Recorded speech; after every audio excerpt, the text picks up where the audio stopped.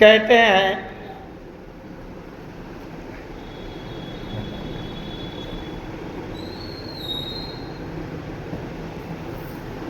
तुंगभद्रा तटे पूर्वमभूत्य मनुत्तमम् यत्र वर्णाः स्वधर्मेण सत्य सत्य कर्म कर तत्पराः आत्मदेवा पुरे तस्मिन् सर्ववेद विशारदाः श्रौतस्मार्ते सुनिष्णातो द्वितीय इव भास्करः। कहते हैं तुंगभद्रा नदी के किनारे एक नगर था, वहाँ आत्मदेव नाम के ब्राह्मण रहते थे। आत्मदेव पंडित जी शर्मा जी सर्ववेद विशारदा, सारे वेद शास्त्र धर्म शास्त्रों के जानकार पंडित थे, विशारद थे। श्रौत स्मार्तेषु, श्रौत थे माने शास्त्र के अनुसार ही आहार व्यवहार भोजन कर्म पूजा पाठ करने वाले थे। निष्णातो द्वितीय यो भास्करा, ऐसा लगता था इतना तेज था, इतनी तपस्या थी। द्वितीय यो भास्कर, भास्कर माने सूर्य, दूसरे सूर्य के समान तेजस्वी थे। भिक्षुको चित्तवान लोके तत्प्रिया धुंधली स्मृता, उनकी धर्म पत्नी का नाम था धुंधुली। अब हुआ यह कि न पुत्रोता वा पुत्री ताश्चिंताया करो भ्रसम, उनकी कोई संतान नहीं थी, न पुत्र था न पुत्री थी। एक दासा तुझे ग्रहात ग्रहम त्यक्त्वा वनंगता, एक बार उनको बड़ा दुख हुआ कि मेरे पुत्र नहीं है, और दुख के मारे जंगल में चले गए। जंगल में ऐसी जगह में गए जहाँ एक सरोवर था, पहाड़ी थी, पत्थर पड़े थे, वहीं बैठे। अब बड़े दुखी थे, उनको लगा कि जिसके पुत्र ना हो तो बिल्कुल बेकार है उसका। मुहूर्तादपि तत्र सन्यासी कश्चिदागता, वहाँ बैठे ये सोच करके गए थे कि अब अगर पुत्र होने का कोई उपाय सफल नहीं होगा तो लौट के आऊँगा नहीं घर में। ऐसा कुछ संयोग की बात कि वहाँ एक सन्यासी जी आ गए, और सन्यासी भगवान साधु आ गए और यतिरुवाच, यति माने सन्यासी, सन्यासी जी बोले। अब ये आत्मदेव पंडित जी तो जो थे शर्मा जी, ये मार दुख के कारण रोने लगे, मेरे पुत्र नहीं है, पुत्र नहीं, क्या करूं, कहाँ से मिले, क्या हो। सन्यासी जी ने कहा कथम रोदसी विप्रम तुम काते चिंता बलियसी, कथम रोदसी विप्रत्वम, अरे पंडित, हे ब्राह्मण, क्यों रो रहे हो तुम? काते चिंता बलियसी, ऐसी कौन सी बहुत बड़ी चिंता है कि जिसका उपाय नहीं है तुम्हारे पास, रो रहे हो? वदतम सत्वरम मह्यम स्वस्य दुःखस्य कारणम, जल्दी मुझसे बताओ। सत्वर माने जल्दी, मुझसे बताओ ना। बद तुम सत्वरम, बद माने कहो, तुम माने तुम जल्दी मुझसे अपनी चिंता का कारण कहो। दुखस्य कारण, स्वस्य दुखस, अपने दुख का कारण तो बताओ। ब्राह्मण ने कहा धिक जीवितम प्रजाहीनम धिग्रहम चा प्रजा विना धिग्धनम चानपत्यस्य धिक्कुलम संततिम बिना। जिस प्रकार से प्रजा के बिना राजा का राज्य बेकार है, अच्छा किसी ऐसे राजा का राज्य हो जाए जिसके राज्य में प्रजा न हो, क्या करेगा?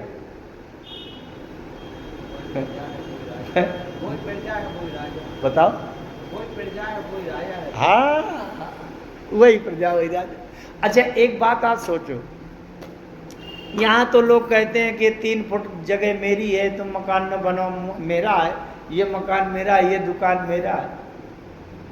थोड़ा सा कल्पना करो कि पूरे बंडा से सब आदमियों को खाली करके भेज दिया जाए देश विदेश, और केवल एक आदमी को छोड़ दिया जाए बंडा, क्या करेगा? प्रसन्न होगा? पूरे नगर में घूमेगा, कोई है ही नहीं, न बात करने वाला, न देखने वाला, न मिलने वाला, किसी भी घर में घुसे कोई है ही नहीं।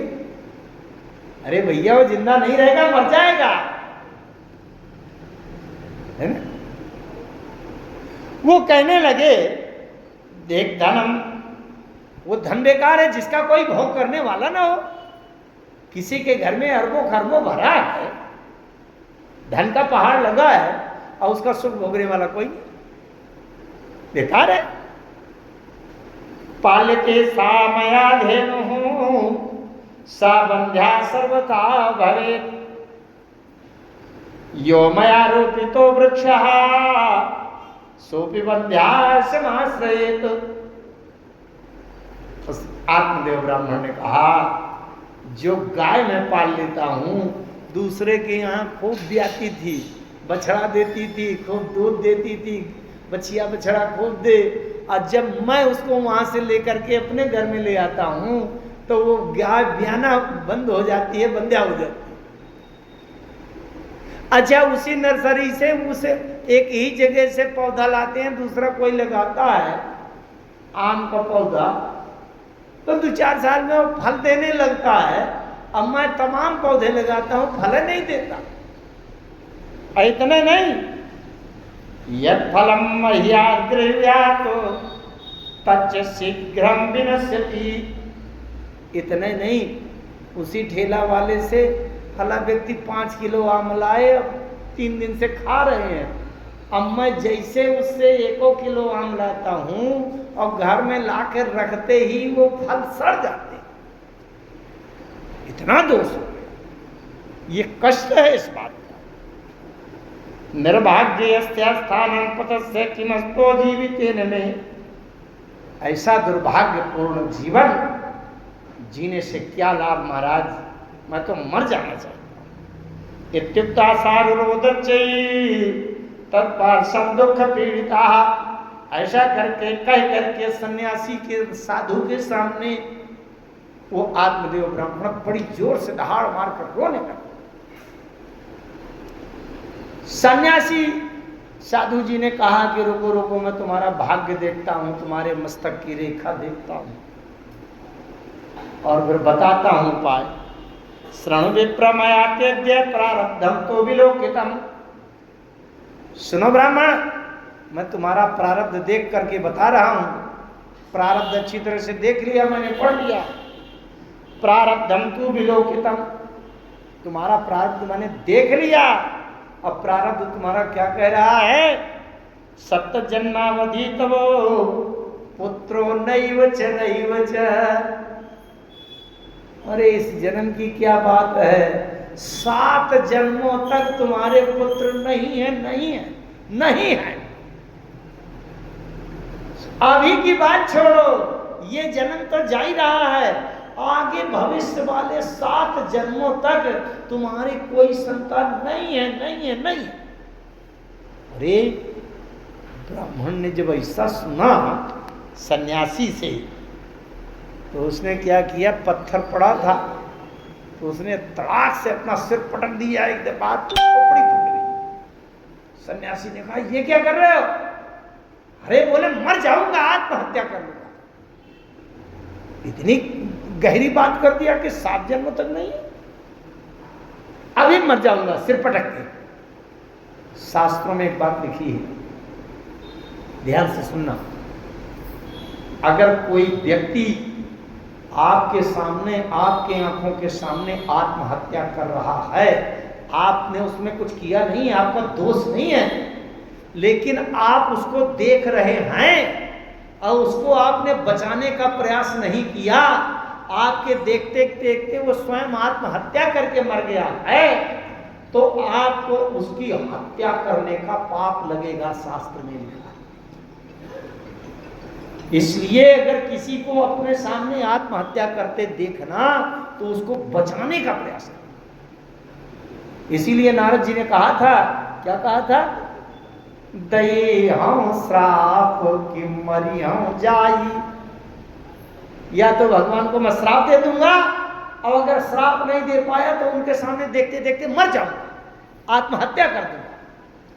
तो उनके सामने करूंगा तो आप मेरी हत्या का पाप उन्हें लगेगा, तो चिल्लाएंगे। इसलिए आपने घटनाएं सुनी होंगी, कभी छुटपुट एक आध दो चार घटनाएं तो हो हुई हैं कि कोई व्यक्ति बहुत ज्यादा समस्या से पीड़ित है तो कचहरी में जाकर के डीएम साहब के ऑफिस के सामने उसमें आत्महत्या कर लिया, आग लगा के मर गया। बड़ा हंगामा हो जाता है, देने के देने पड़ जाते हैं। आप कैसे अधिकारी हैं कि आपके कार्यालय के सामने और कोई आत्महत्या कर रहा है, आप उसका उपाय नहीं कर पा रहे हो। तो उसने जब ब्राह्मण आत्मदेव ने पत्थर में सिर पटका, सन्यासी ने कहा ये क्या कर रहे हो?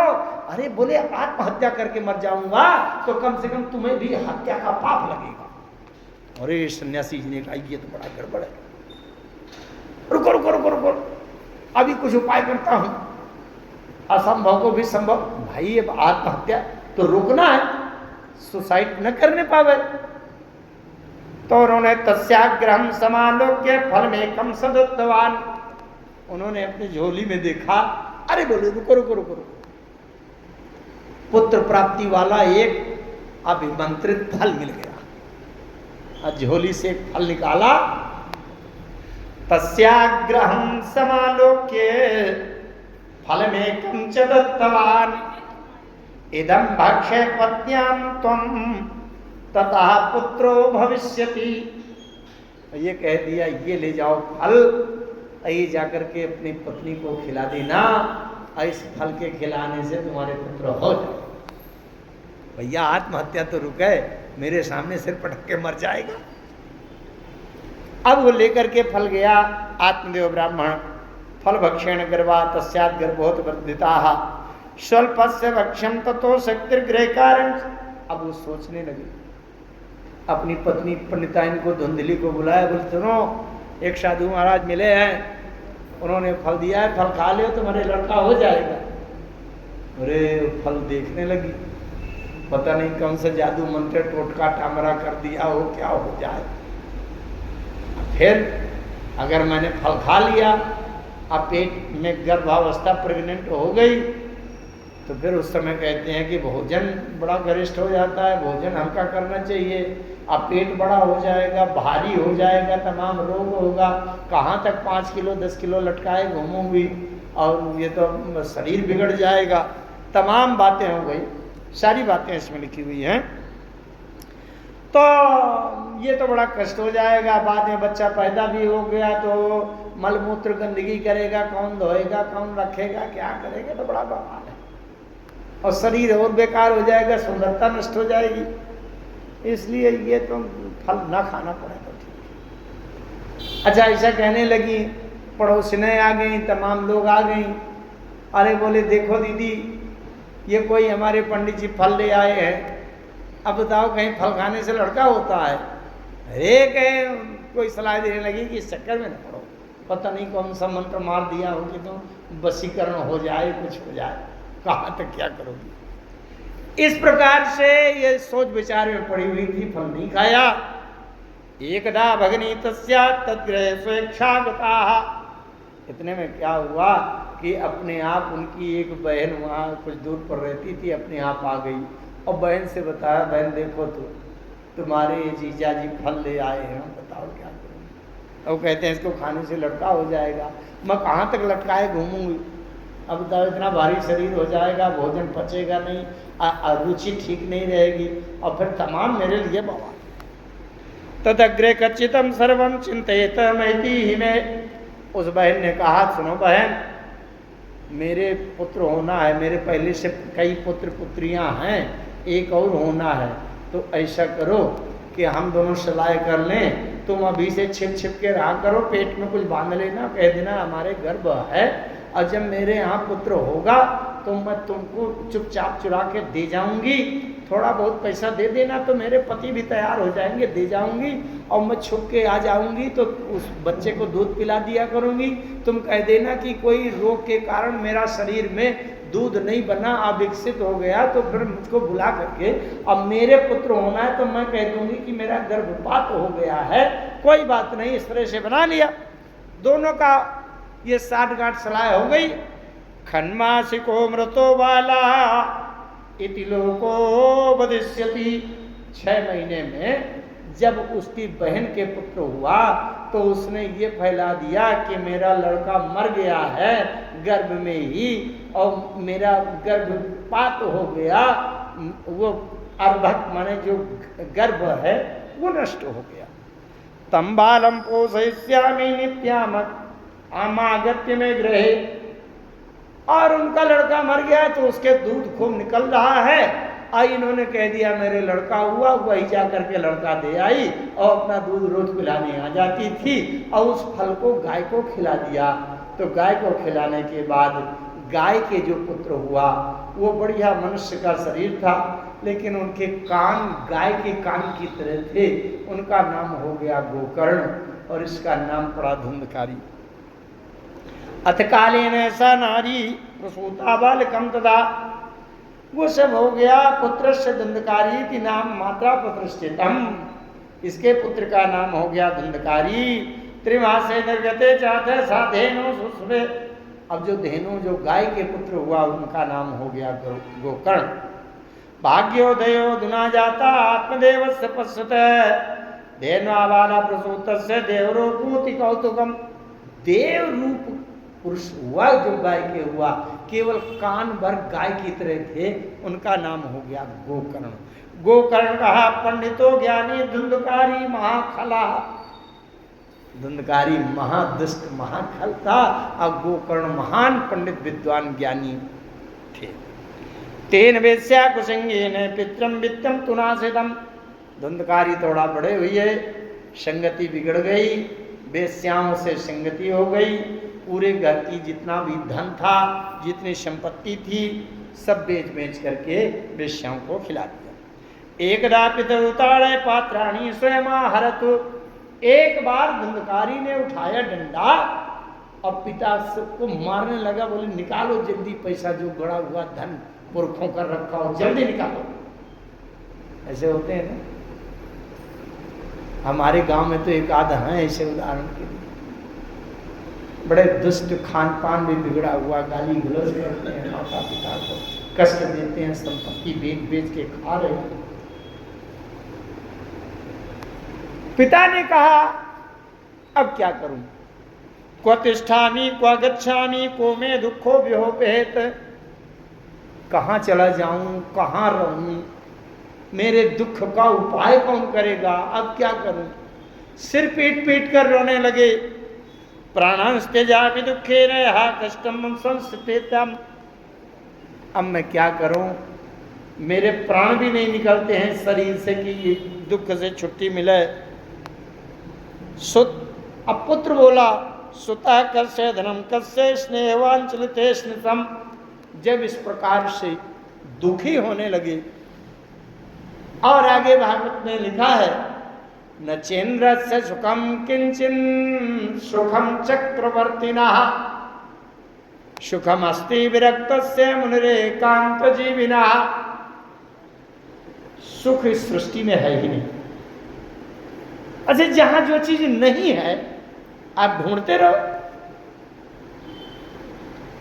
बारी मथे घृत हो ये बरो सिकता ते बरु तेल, सिकता माने तो जानते हैं बालू, सिकता माने बालू रेता।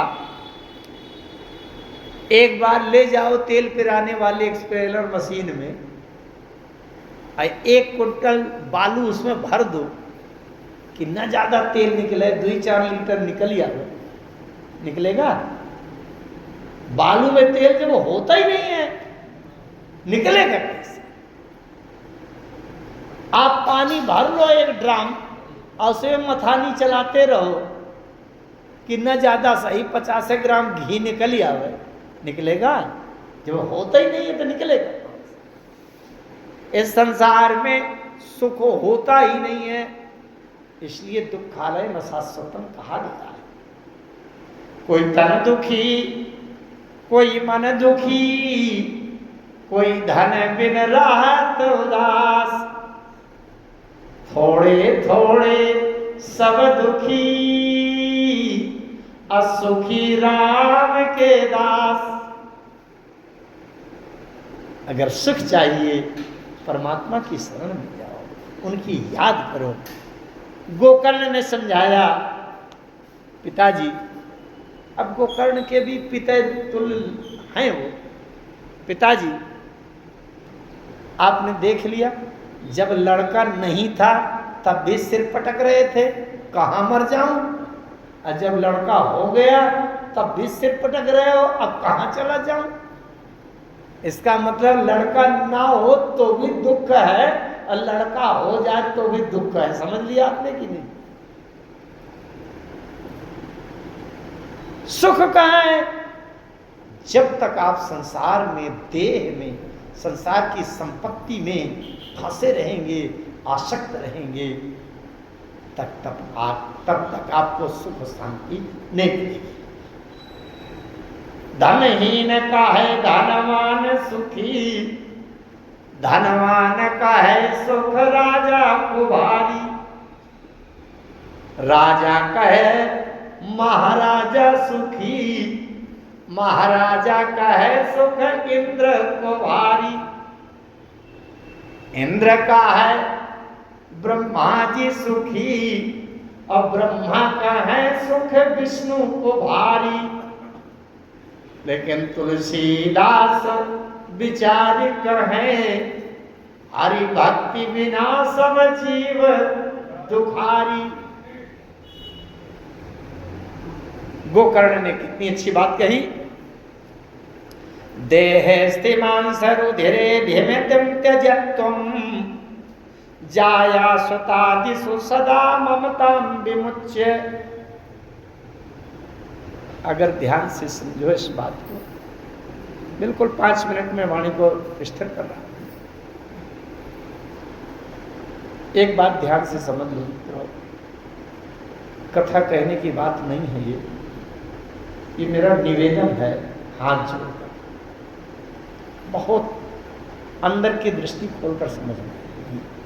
जब तक इस शरीर से हमारी आसक्ति है, पत्नी से हमारा लगाव है, संपत्ति धन से, पद प्रतिष्ठा से हम बड़े फूले हैं, तब तक सुख शांति मिल नहीं सकती।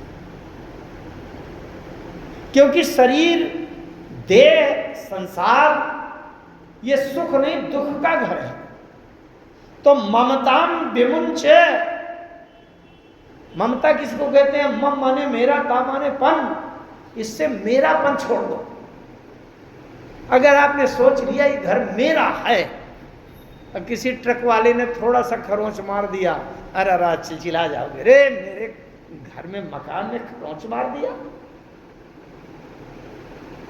आप ये सोच लो, मैं तो किराए के लिए 3 दिन के लिए रहने आया हूं, ट्रक वाला मार दे, चाहे रेलगाड़ी चढ़ जाए, मैं क्या करना। समझ रहे? तो कहीं आप तीर्थ यात्रा में जाते हैं तो 3-5 दिन के लिए किराए का धर्मशाला लेते हैं, और कहीं 70-80 साल के लिए किराए का धर्मशाला लिए है। नहीं है मेरा बनाने वाला कोई अच्छा ये बात बताइए, हमने मकान बनाया, क्या हम रहेंगे उसमें? अरे बनाते बनाते हम बूढ़े हो गए हैं, ज़्यादा से ज़्यादा 10-5 साल रहेंगे, और बाकी के अगर 60 साल वो मकान खड़ा रहा तो बाकी के 50 साल कौन रहेगा? अच्छा, जब हमारा शरीर चला गया तो फिर किसका लड़का, किसका नाती, कौन रहेगा? संसार वाले रहेंगे। नहीं, आप सोचो, जब तक ये शरीर है तब तक हमारा नाती, और जब ये शरीर नहीं है तो फिर काहे का नाती? संसार की संपत्ति है, संसार पड़ी है, संसार के लोग रह रहे हैं, हमारी किस बात? पश्या निशम जगदितम क्षणभंगनिष्ठम, वैराग्य राग रसिको भव भक्ति निष्ठा। वैराग्य राग रसिको, जीवन में जब तक वैराग्य नहीं है तब तक भगवान के चरणों का प्रेम, भक्ति और राग नहीं आ सकता। बहुत ध्यान से समझ रहे। गुरु बिनु होय कि ज्ञान, ज्ञान की होय विराग बिनु।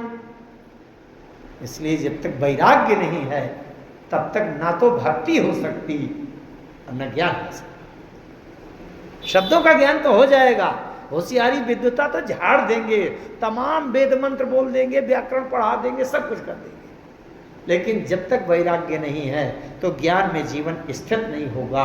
जब तक वैराग्य नहीं है तब तक भगवान की भक्ति हृदय में भगवान के चरणों का प्रेम नहीं है।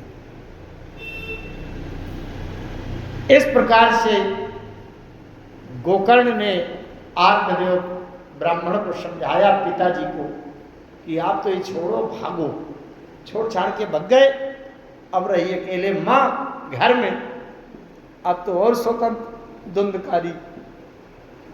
अब गोकर्ण चले गए तीर्थ यात्रा में, यहाँ कौन रहे बवाल करेगा भाई है। अच्छा, तो गोकर्ण चले गए तीर्थ यात्रा में, अब पिताजी कहीं गायब हो गए बिना बताए, अब घर में अकेली माँ रह गई। तो अब वो वेश्याओं को से संगति तो थी, अब वेश्याएं धन की साधनी होती हैं, धन नहीं है तो वेश्याओं ने मारा, दो घूसा और निकाल दिया, हटो। अब वेश्याओं को प्रसन्न करने के लिए धन चाहिए, तो एक दिन क्या किया कि जलती हुई लकड़ी लेकर के और माँ से रात में अंधेरे में 11 बजे रात में कहा, ये बताओ कहाँ धाते हो, कहाँ अपना गहना सोना चांदी धन रुपया पैसा कहाँ गाड़ी निकालो, नहीं अभी डंडा से और जलती हुई लकड़ी से मार मार के मार डालूंगा। अब माँ मारे डर के बाहर भागी, और भागी तो कूपे पाता कृतौ रात्रौ तेनता निधनम गता, बेचारी रात के अंधेरे में भागी, दरवाजे के बाहर कुआं था, उस कुआं में झमाक से गिर गई, और जब गिर गई तो रात में मर गई माँ। अब तो और स्वतंत्र हो गया, घर में वेश्याओं को ले आया, वेश्याओं के ले आया, अब क्या कहना है, पूरी घर गृहस्थी वो सब। जब उसका धन खत्म हो गया, वेश्याओं ने कहा जल्दी धन लाओ।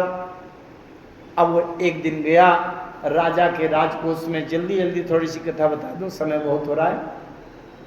राजा के राजकोष से धन को चोरी करके ले आया। उन वेश्याओं ने पूछा धन कहाँ से लाए हो, उसने कहा राजा के खजाने में हाथ मार दिया।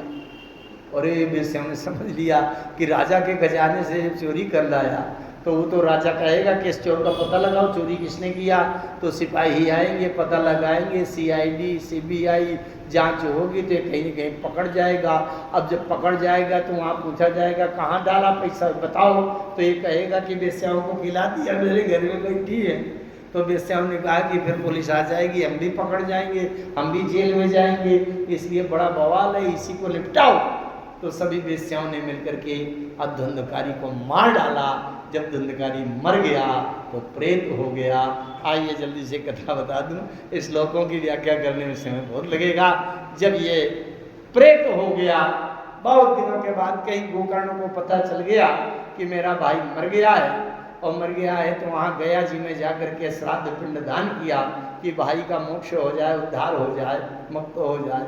लेकिन उसके बाद जब तीर्थ यात्रा के बाद आया और अपने घर में गया तो वेश्याएं वहाँ से चली गई थी, क्या करेंगी, दीवारों को चाटेंगी, क्या करेंगी, चली गई। अब वहाँ बंद है ताला, सालों से नहीं कोई गया, तो जैसे ताला खोला अंदर अंधेरा पड़ा था। लेकिन अब अपने घर में पड़े गोकर्ण, रात में क्या हुआ देखते हैं कि देखते देखते अचानक एक सकरन में कहा एक मेढ़ा पैदा हो गया, भेड़ प्रकट हो गया। शक्रद हस्ती सर्गच्च मयिको भवत सर्गदिंद सकच्चाग्नि पुनश्चा पुरुषो भवत। कभी भेड़ बन गया, तो कभी हाथी बन गया, तो कभी भैंसा बन गया, तो कभी मनुष्य बन गया, कभी राजा बन गया, कभी अग्नि जलाने लगा, तो फिर से कभी पुरुष बन गया।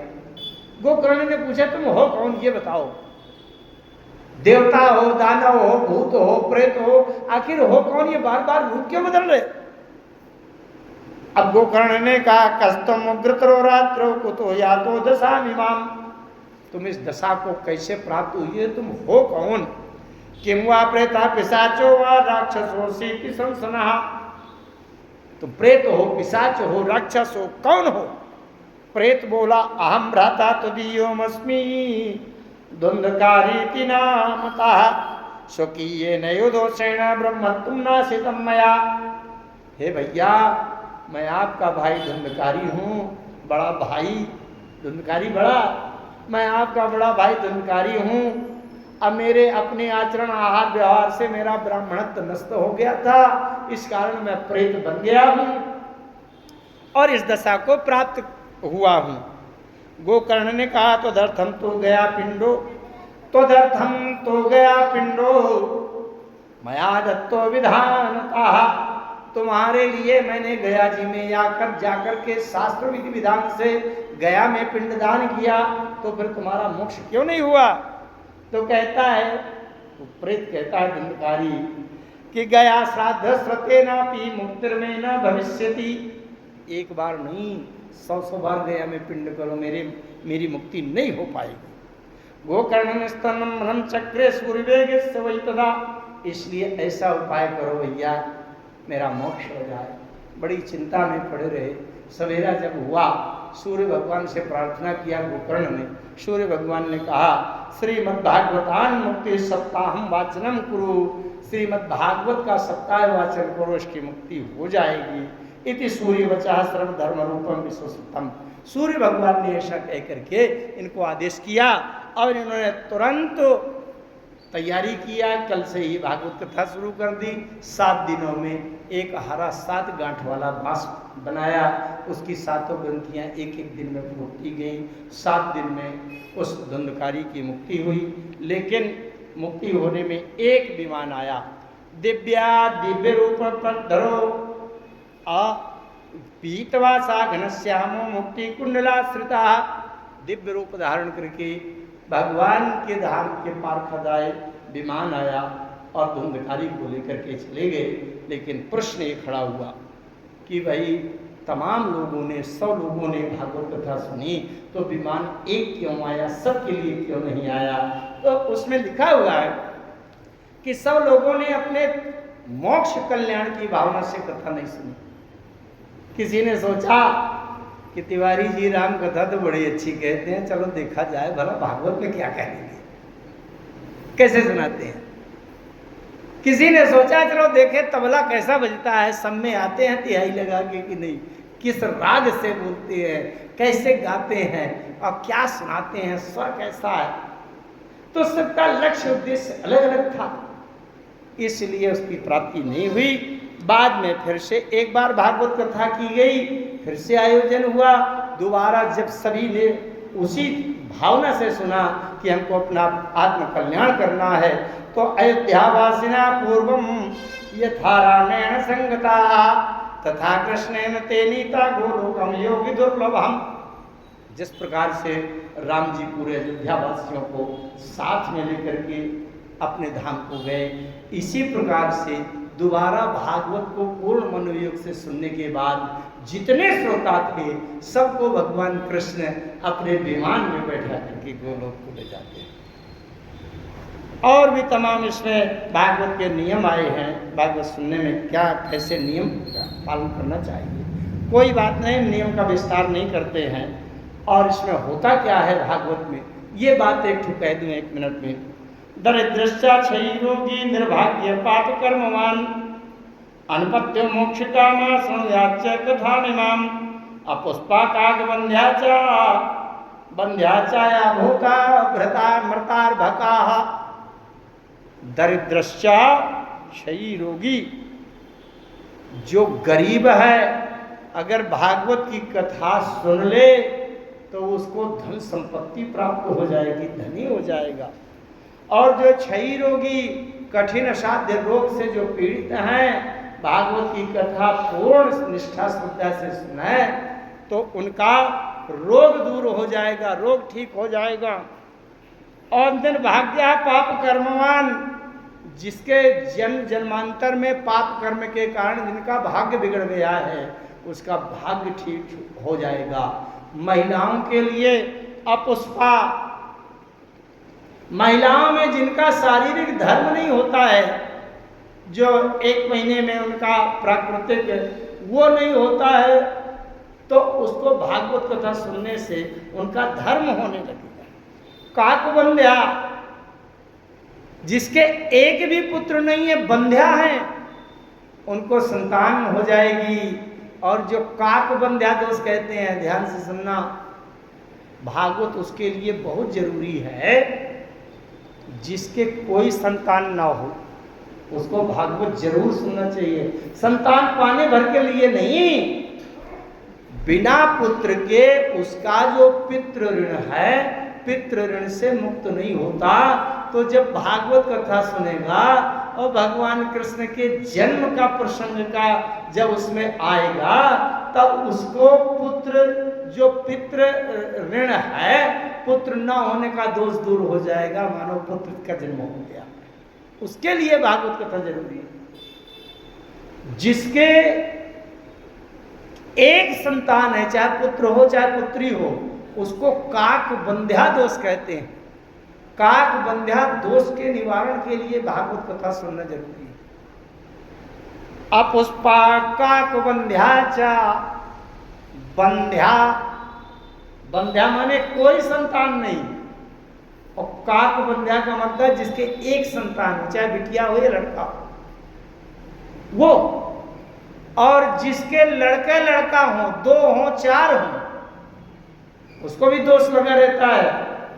बिना भागवत कथा के जब तक रुक्मिणी भगवान के विवाह में कन्यादान करके उससे मुक्त नहीं होता, तब तक उसका दोष लगा रहता है। तो जिसके पुत्र हों उसको भागवत कथा जरूर सुनना चाहिए।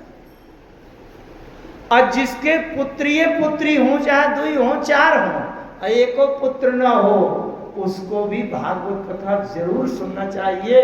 उसके बिना दोष का निवारण नहीं होता।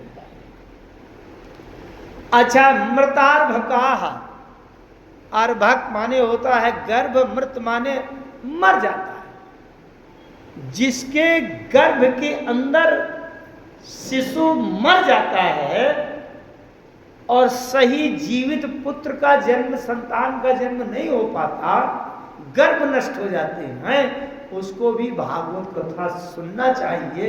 उसका ये दोष दूर हो जाएगा। स्रवत गर्भा चया नारी तथा श्राव्याम प्रयत्नता। स्रवत गर्भा, जिसका गर्भस्राव हो जाता है, सही पूरा संतान नहीं जन्म ले पाती, उसको भी भागवत सुनना चाहिए, तो उसके संतान सही स्वस्थ प्राप्त हो। श्राव्या प्रयत्नता, श्राव्या माने सुनना चाहिए, प्रयत्नता प्रयास करके, उपाय करके सुनना चाहिए। तो इस प्रकार से भागवत कथा सुने। भागवत कथा के बाद ज्यादा अगर सामर्थ्य नहीं है तो 12 ब्राह्मणान पश्चात भोजन मधुभाय सही ही, ज्यादा अगर ना हो तो 12 ब्राह्मणों को भोजन करा देना चाहिए। इस प्रकार से भागवत कथा हुई। और गोकर्ण महाराज ने भागवत कथा सुनाई। पूर्व उनके ग्राम नगर के जितने श्रोता थे सबके लिए विमान आया और सब लोग बैठ करके भगवान के गोलोक धाम को जाते हैं। सबका उद्धार कल्याण होता है। इस प्रकार से आज केवल भागवत के महात्म की चर्चा हो पाई। आगे कल से हम भागवत के प्रथम स्कंद से चर्चा प्रारंभ करेंगे। आइए 2 बार भगवान की शरणागति में समर्पण, और जो भी आपकी व्यवस्था हो आरती की है।